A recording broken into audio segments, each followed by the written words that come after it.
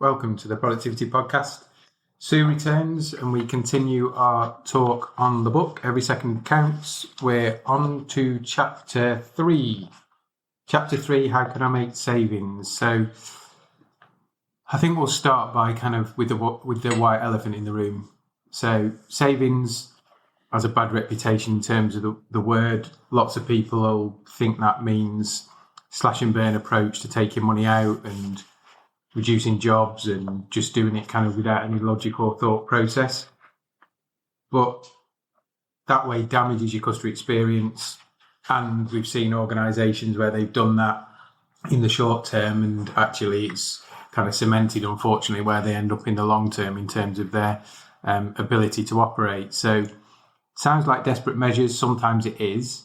But in a responsible and planned way, like you do with your own finances, like you do just in your own life, there's a diligent way to do it that means you can extract some value, invest that elsewhere, maybe do a bit of both. And that's what this chapter's all about, Sue. So it's not saying slash and burn and just take a load of cost out and that's the way to do it. Absolutely. It's about the positive side of saving costs, because it's something that all businesses and organisations have to do, because there's always new things you want to spend your money on. So that might be extra pay rises for the whole team. It might be some new IT technology that's coming along, or it might be a new product development or a new service that you want to develop that requires some money freeing up to support it. So really it's about the best way to do it is that little and often. So if you're constantly reviewing your operational costs and where you're at, so you've got a regular plan for doing it, it's much easier. If you go along and think everything's okay and let it just run for 5 years and then start to try and do things, it's a much bigger challenge. And culturally, the organisation just isn't used to that sort of change. We live in a world that's changing rapidly all the time. And if our operation isn't changing in tune with the customer and environmental and technical changes that are around us, you reach a point where at some point you have to make a hard stop and make some difficult decisions. And I think one of the things maybe that wasn't on your list, which I think is impacting everybody's national living wage. So even if you're not doing the exciting stuff, the cutting edge stuff in your organisation, I guarantee you'll still be challenged by national living wage, which is meaning everybody's going around this loop. There's also a reason why it's called continuous improvement, because the cycle never stops. And I think it's fair to put out there that the worst way to deliver savings is this blunt percentage cost approach. Yeah. And I get it, I see it a lot. And from a business case point of view, a rough assumption that if we do this, we'll save or spend X percent on salaries. A fine working assumption, but then you need to validate it. And you also need to be prepared then if you're way off the mark. I mean, less so now, but I'd say probably since COVID up until maybe the start of this year, the amount of organisations we've worked with, spoken to, where there's been assumption laid on assumption because of COVID, because of the way that, click and collect, home delivery, pickings changed, that almost the base is completely wrong. So they're having to rebase everything to truly understand where they're at, because the assumptions are so far out, and some positively, some negatively, that it just doesn't smell or feel or have any resilience or backbone to the numbers anymore. And once you lose that and you can't stand behind it, you're on a bit of a downward spiral. Yeah. And there are some organisations that can make that straight 10% cut without damaging it. So if you're an organisation that's been running quite heavy in terms of resourcing, and you're significantly over-resourced versus what you need, you probably can get away with doing a 10%. You can't keep on doing it. And there's lots that are close to the bone now, aren't they? So it's that luxury of having a buffer in your salary budget to be able to do that's been eroded, and it will be eroded even more in the next couple of years as national living wage continues to rise. Cost will settle, but we're still going to face that headwind of cost pressure. Yes. So from kind of the way we do some stuff, and we talked about it before in the efficiency study episode we did last year. We tend to split things into kind of three broad categories: so customer facing, stroke value adding time, essential task and processes, and then downtime. And that really helps you from benchmarking across organisations, from benchmarking outside organisations, and starts to give you, when you get the data, and James and the team, the ability to do some creative insights. Yes. And for a client receiving that data, it can be the first time. They might have had a suspicion that perhaps we're spending a bit long on admin, or perhaps we've got a bit of slack time first thing in the morning, or it confirms all those suspicions. So, and then it uncovers new stuff. There's always new things to find. So actually it gives people a really good basis for some sensible and evidence-based decision making. And even splitting within an organisation, so a high street versus a retail park versus a regional shopping centre, there can be some really key insights by day of week, time of day, especially as you move from high street to regional shopping centre, where you might have that more leisure evening trade, weekend trade, versus a high street, which would typically be your 9 till kind of 5 trade. Matched then to your staffing profiles to understand how much downtime that creates or doesn't. Well, going back to your point about, in some instances, workload models not matching reality anymore, there are some businesses that have never started from a workload model. You know, they've got a historical way of doing things and they've stuck with it. The other good thing that an efficiency study shows is what's the difference between your sites. So that's something that applies to all sectors, because you can start to see, have you got one location that's really kind of got no downtime at all, is really struggling, is running much harder than other sites. So it allows you to understand what's the variation across my sites, and kind of it creates a case for, well, we need to look at workload modelling because it looks like we've got more fat in one place than we have in another. And actually it can, in some places, if you're running too tight, it can actually, stop your business growing. So you reach a point where either quality is affected or, customer experience, if it's a business that's got customers in it, there's something, or your colleague morale and satisfaction goes down. So somewhere along the line, if it's too tight, then it's then the business is impacted. So being able to save costs somewhere else is really important, so you can move your money around and get the best impact for the business from it. And that's amplified even more if you've got a multi-brand or multinational operation, so you've got different countries or different brands within your organisation. There's always that strive for consistency. So one of the things that people like in the book, and we've had some good feedback, is about the quick wins.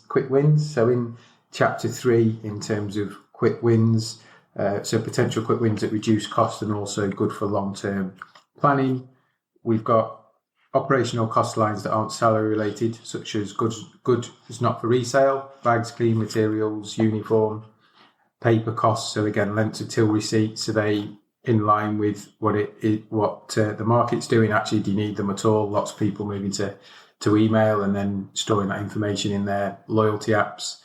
Again, I remember my time in stores, uniform, it was kind of about how do you spend the budget by the end of the year. So everybody used to have stacks of uniform in the store. We'd run out throughout the year, and then we'd have stacks at the end of the year, so we kind of didn't really manage it well. Even without that, there can be instances where if it's not gone out to tender for a while, those sorts of hidden costs can go a bit under the radar. So even in a business that might be red hot on most of their buying and negotiate margins hard, if goods not for resale sits in a different part of the business, it doesn't have that same scrutiny in terms of, buying, and it might be time to just renegotiate. Yeah. Energy costs, clearly been a hot topic over the last 12 months and will continue to be so. Again, staggered at times by, certainly in the autumn and winter periods of the year, how after Sunday closing, late in the evening, you'll go past shops, all the lights will be on. Yeah.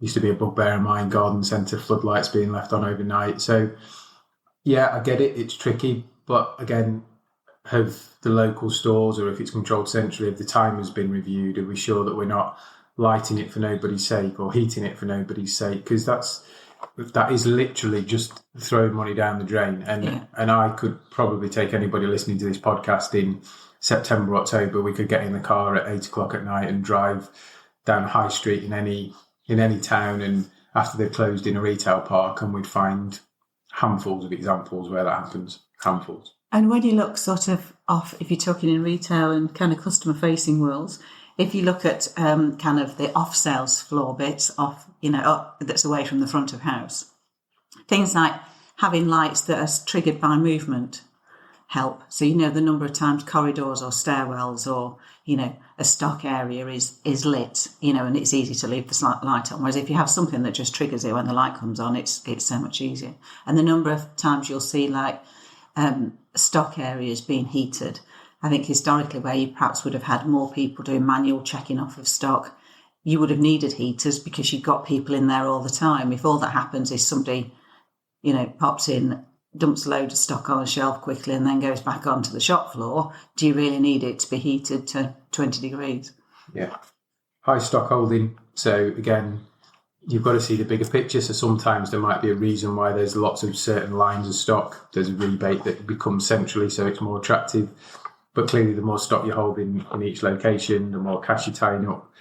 And what we tend to see is the more stock there is, the more times it gets touched. So it might get dragged onto the floor 5, 6, 7, 8 times before it actually goes on the shelf and fits, if you've not got kind of intelligent stock management. So that's a real cost in terms of the cost of the stock.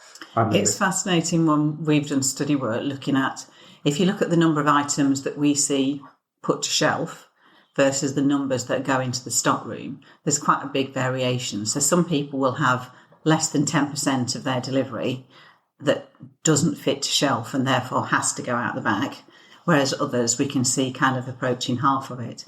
And it's where you can sometimes get decisions within silos within an organisation. So that might have been a brilliant decision in terms of trucking costs, but actually there's a hidden cost in terms of the amount of extra work it pushes into the stores. Yeah, and every time you touch it, you're losing money. Yeah. Other than the first touch that goes out. Opening hours. So again, we've seen probably people condense those. Maybe they become more seasonal. So maybe you open longer in the summer, depending on where you are and what your customers are looking for. Maybe you open shorter hours in the winter as the nights close in, depending on your offer. And again, some of that's been linked back to availability of resource in some organisations, and in others, a way of cutting cost. You don't necessarily reduce the work because you'll still have the same inbound deliveries, you'll still have the same admin, etc., but you just condense it into a shorter window. And the same can be said for operating hours. So again, I think most people have cut back on nights other than the really big supermarkets. Twilight still exists, early still exist. But is there a way of getting that work done more effectively, bringing the tasks into the operation in quieter parts of the day? And when you've got fresh items being delivered, obviously you have to work them within a certain time window unless you can kind of put them into some refrigerated unit. But generally, if your delivery arrives at 6 o'clock in the morning, can you just leave it until later in the day? Or can you have an afternoon delivery and then you just leave it until the next day to work it? There's restrictions on delivery times in certain councils and certain areas of cities and that sort of thing. But actually, there's probably a lot you can do. That you don't have to put a delivery away the instant it's delivered. You can just leave it until you can have a much better operating model. Yeah, other than your chilled stuff. But yeah, everything's got a window. And again, we've talked around hourly cost rising. So can you outsource? People outsourcing or have been for longer than can I remember, cash counting and banking to make it more cost effective, certainly as we see kind of cash going through that cycle of decline and then rise. How can you outsource that? Phone calls to central teams. Lots of people have streamlined recruitment now and kind of automated so that there's less involvement at a local level until it gets to a screened candidate that ticks lots of the criteria. And then managing costs by managing your kind of investment profile. So that can be holding back on when a big investment is made, or being more local, holding back on filling vacancies. So if you're going to get self-checkouts in your store and you've got lots of vacancies, probably prudent not to fill them all, because the reality will be your cashiering budget at some point will change because there'll be lots of people serving themselves. So that kind of local knowledge and also forewarning. So as we said at the start, you need a kind of continual plan, hence why it's called continuous improvement. I know in the book, Sue, you did a section on productivity roadmaps in this chapter. Do you want to explain that in a bit more detail? Yeah, productivity roadmap is really setting out the savings plan for the future 3 to 5 years. So that will require a mix of quick wins, but it then allows for the fact that things like IT investment can often be over multiple years, or some rollouts can take longer.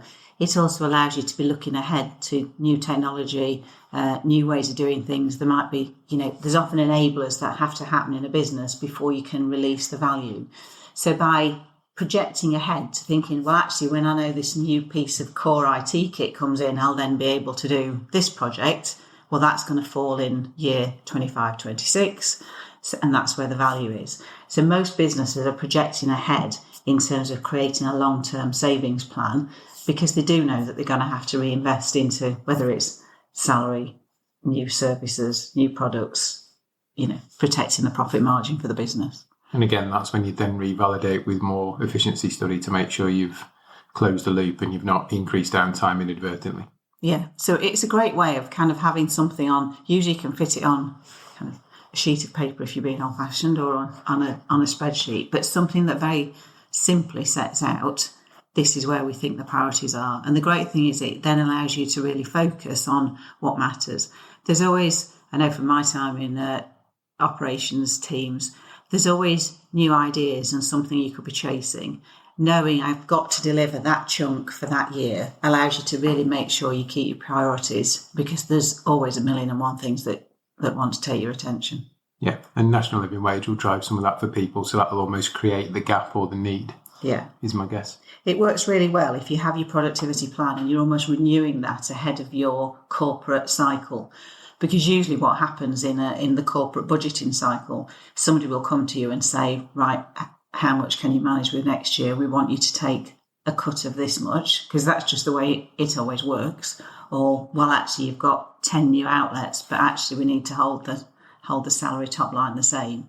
So if you're in a place where you go into those rounds with a strong evidence base and a strong plan, actually it allows you to be really prepared for those negotiations, as they often are, but actually means you can put a strong case as well. So there's lots of really good reasons for having a productivity roadmap. Perfect. Well, that sets us up nicely for chapter 4, which we'll discuss in the next episode, about how do I balance investing in sales and controlling costs.